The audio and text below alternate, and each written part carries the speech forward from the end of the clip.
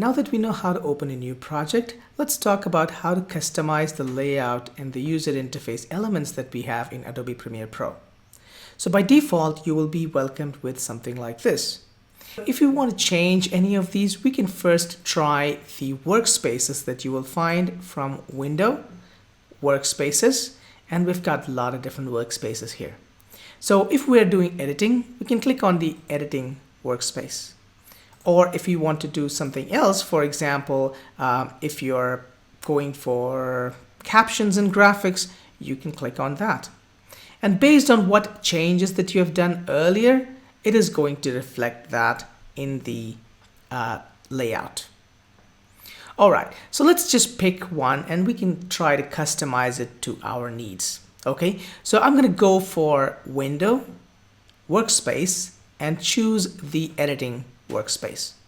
I like to keep it like this because I have my source monitor here, program, timeline, and projects. Now let's say, for example, you don't want to have source here. Okay, to change any of these user interface elements, you can simply click on it and move it out. Now when you move it out, you will see these little blue fill areas, which tells you where this element is going to be moved to. So let's say if I just move this all over here, now you can see the source monitor stays along with the program monitor.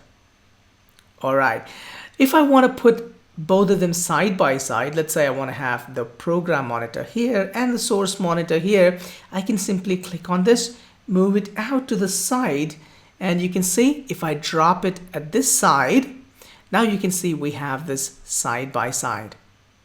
Now, if I want to put this in the top, all I have to do is just place it over here. If I put it here, it's going to go back again inside so that you can see both of them are together. If I want to put it just up here, it's going to go up and down. It's going to split it horizontally like that. I can do this to any windows. I can place them anywhere I want, and I can decide how I want to split them as well.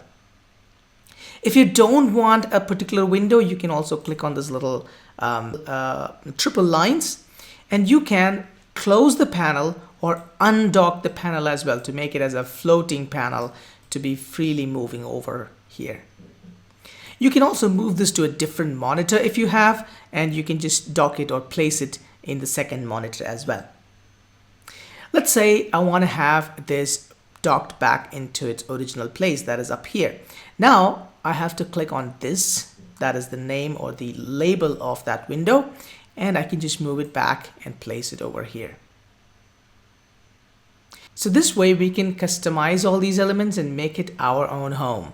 Okay, so based on what kind of workflow you like, you can create these changes. Now I want you to create the layout just like what you're seeing in the screen now, because it'll be easier for you to follow along with me.